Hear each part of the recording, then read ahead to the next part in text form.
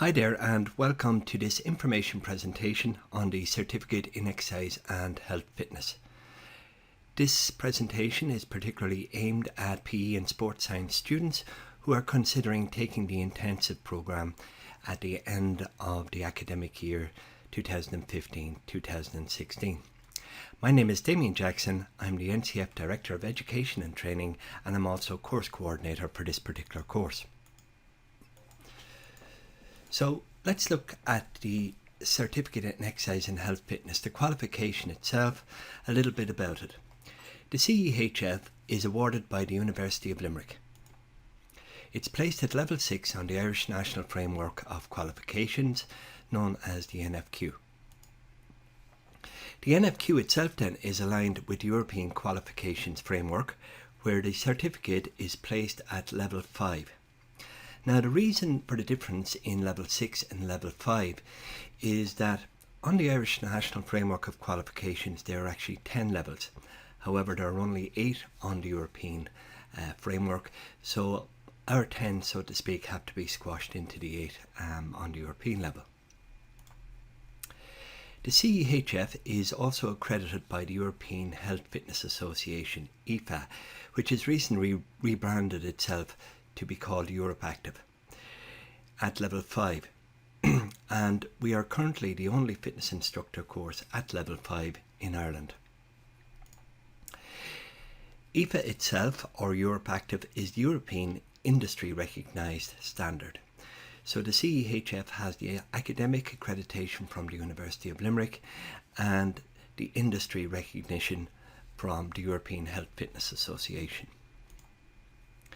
The NCF then itself is also a member of REPS Ireland, which is the Register of Exercise Professionals, and also a member of EREPS, which is the European Register of Exercise Professionals. Some general content then. We're an academic affiliate of the University of Limerick, and we come under the Department of Physical Education and Sports Sciences. We have a BSc pathway, of which the Certificate in Exercise and Health Fitness is year 4. And as you can see, that accumulates 60 ECTS credits. It's a standalone award at level 6, so you can take your award and leave, or there is a further pathway that you can continue with your education. This can be taken in sequential years, or you could decide to take your certificate and come back in 3 or 4 years' time to take year 2, year 3 and move on to year 4. So it's a very flexible learning pathway in that regard. So moving on then to what you can actually do with the certificate. Well, it qualifies you to work in a gym or a leisure centre. You can set up your own gym or your own leisure centre. You can set up your own classes, be it in a local parish hall, a local sports centre, a local school, etc., and take maybe circuit training classes, aerobic classes, step training, body conditioning classes 2-3 times a week off your own back there. So you just hire the premises and you set up your own classes. Once you have the certificate qualification, it is quite easy to get your own insurance as well. Some of our graduates also work as physical trainers with sports teams, particularly at club level. So some work as the physical trainer with hurling teams, with hockey teams, rugby teams, etc. You're also qualified to conduct fitness assessments on individuals or groups, and from the results of those assessments, design appropriate exercise programs. So you would conduct your fitness assessments, do your analysis on the results of the assessments, and from there design a program designed to meet the goals and the needs of that particular client or group of clients, be it a team or a group of friends. All of the above are related to adults 18 years and plus, so the certificate is particularly geared at general members of the public 18 years and over. The modules then within the certificate, you've module 1, Introduction to Human Movement Studies, which is anatomy and physiology and how the body operates during exercise. You have lifestyle, fitness and wellness, general considerations in all areas of health and lifestyle, rather than just exercise based itself. We then have health related fitness assessment for program design, which covers on average about 20 different health related fitness assessments for the different health related components of fitness, and from the results of then to design programs that are suited to the individual needs of your clients. Module 4 then is exercise and health fitness management and work placement, and this looks at the business end of exercise and health fitness, what type of insurance you might need, how to perform a risk assessment, how to market your products, etc. You then have occupational first aid, and for this particular course, or this cohort of students coming onto this course, occupational first aid is a prerequisite, and you will find that you probably have already covered it on your own course. Module 6 then is applied exercise and fitness instruction 1, exercise to music, and this is your normal floor-based aerobic. So you're told how to teach and become a competent and confident instructor in exercise to music or aerobics. Module 7 then is resistance training. We cover a total of about 25 different types of lifts using both machines and free weights. You'll be taught how to teach these resistance training exercises on a one-to-one basis, how to observe and correct your clients, and also how to design a resistance training program for them, be it in LME, strength or hypertrophy. Moving on then, Module 8 is circuit training and body conditioning, and this looks at a number of different types of circuits and body conditioning classes and the methodologies used in teaching those. Module 9 then is applied exercise and fitness instruction 4, which is step training and flexibility, and this module will instruct you on the various uses of the step, be it for aerobic or LME work, and also the different types of flexibility, both pre and post stretching, and also developmental stretching as well. Our final module then is exercise and fitness applications, which are your summative assessments, and I'll go through those in a couple of slides' time. Now, in terms of continuous assessment on this intensive program, because it's particularly geared for PE and sports science students, it takes into account and recognises the fact that you have prior learning and you have covered assessments in a lot of the areas on the course already. So you're exempted from continuous assessment in Introduction to Human Movement Studies, which is the Anatomy and Physiology module. You're exempted in Lifestyle Fitness and Wellness, and you're also exempted in health-related program and fitness and programming. For your work placement, you're required to write a 2,000 to 2,500 word essay, details of which will be given to you on the course. You're required to have completed your occupational first aid prior to coming on the program, or at least during the program in conjunction with the program, if you already don't have it from your previous qualifications. In exercise to music then, you're required to teach 5 minutes of the CB phase or the workout phase of an exercise to music class to 6 of your class colleagues. In resistance training, you're required to teach 1 resistance training compound exercise on a one-to-one basis from a list of 15 exercises. In circuit training and body conditioning, you're required to teach 5 minutes of a mixed circuit to 6 of your colleagues again, and similarly in step and flexibility, you've 5 minutes of the step CB phase or step workout phase, which has to be taught to 6 of your colleagues in the class. So those are the continuous assessment procedures which will happen towards the end of the course. All of these must be successfully completed in order to take your final exams. Should things not go well for you, you will get an opportunity to retake these prior to your final exams. If we look at your final exam then, the final exam consists of a practical examination and a summative written paper. So we'll go through the practical exam first of all. It takes roughly about 50 minutes in total, and each student is required to bring one external participant. So that means you'll have 5 of your class colleagues in the class and one external person who is not on the course that you've brought with you. You're then required to start off with to teach them 5 minutes of a warm-up.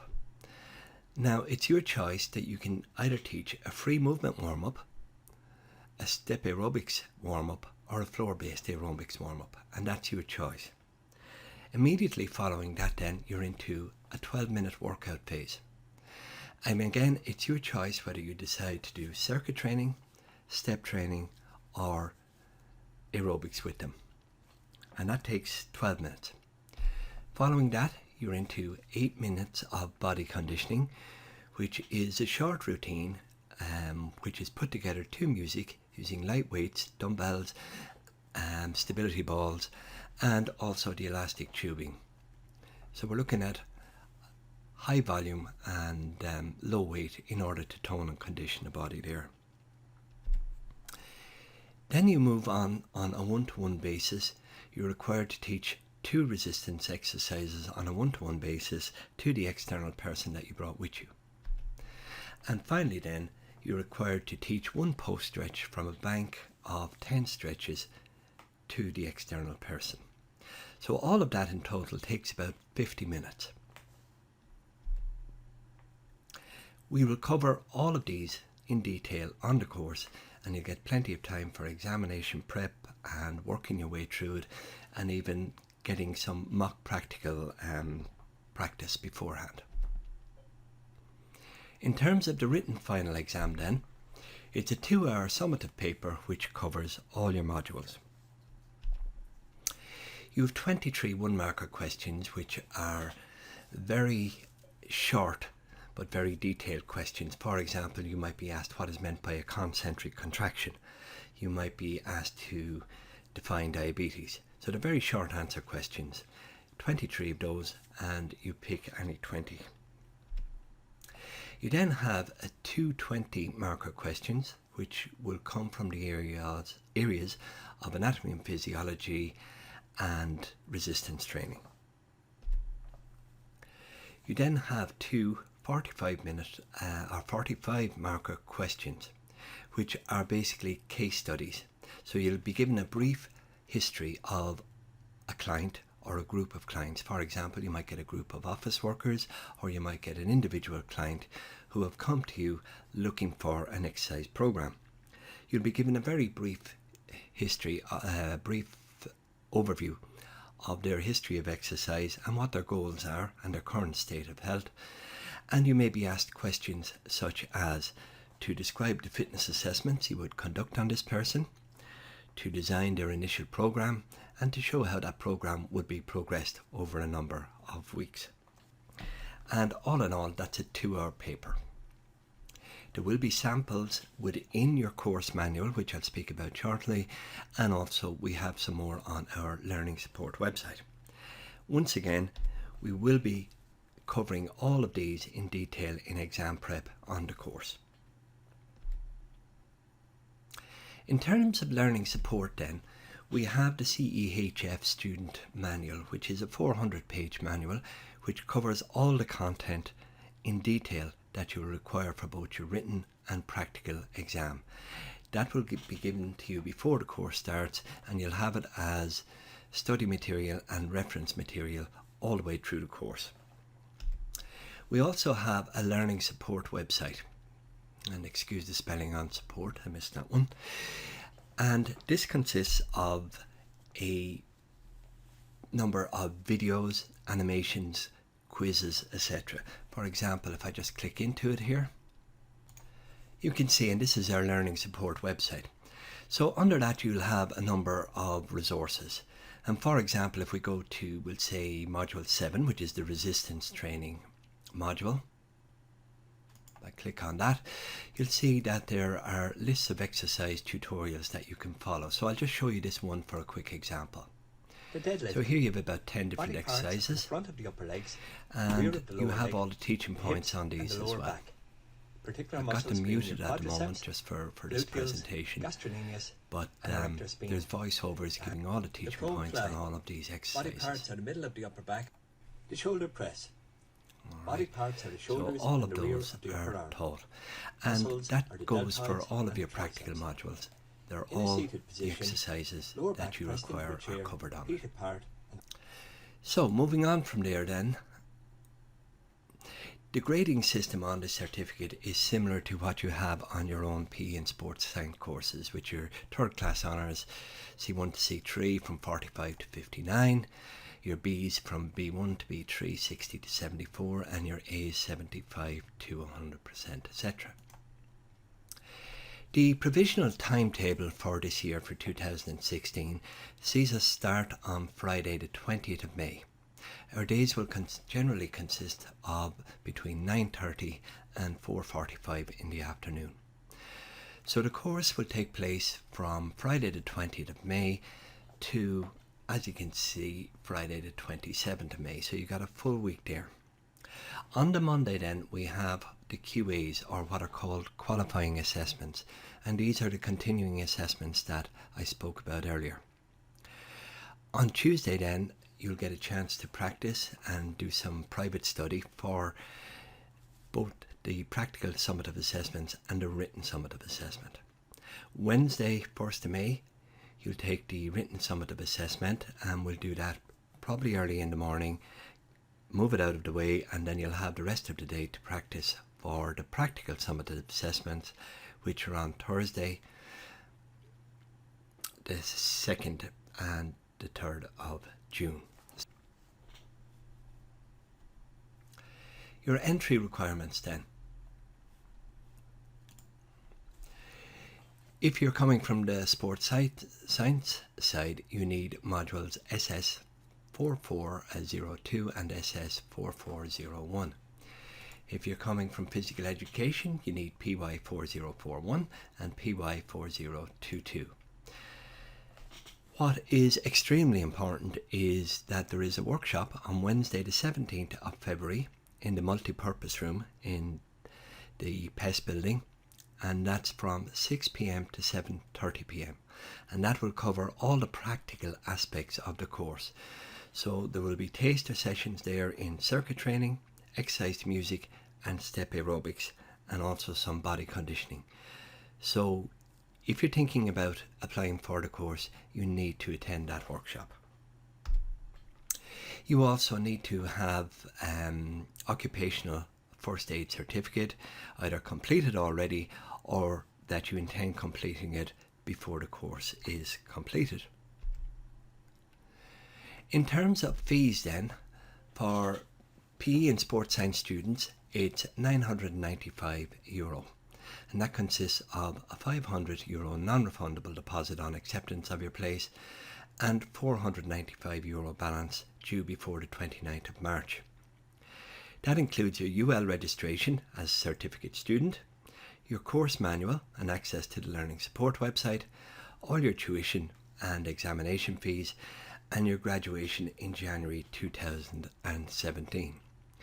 Now, it is worth noting that fees for the general public on the full contact hours course are €2,995, so it is quite a saving for you. The closing date for applications then is the 1st of April 2016. Other requirements that you may be required to bring along to classes. You'll have a stability ball, which you can pick up for roughly about €10 in any of the sports shops. You'll need a Dynaband or some, either the flat rubber resistance rubber bands, or else the circular tubing. Either of those are sufficient. You'll also need some workout music, so you may already have it on CD, or you may need to download some of that. In terms of results and graduation, because you won't finish the course until June, you will go to the September exam board, and your results will be available from September 2016 through your UL account. Your graduation then will be in January 2017. So in terms of contacting us, if you have any questions on this, you can contact me, Damien Jackson, at damien.jackson@ul.ie. You can contact NCF Head Office on 061 202 829, or you can also call into us. We're just down at the bottom of the PESS corridor. Up the stairs on the first floor, turn right, go down the corridor as far as the 3 little steps at the photocopier at the end, and then turn right, and we're there. In addition to that, in terms of administration or fees, etc., you can also contact Maeve Kavanagh at that email address there, and Maeve is also available at 202-829 as well. Our website, if you want to look over for more details on course content, etc., is ncef.ie.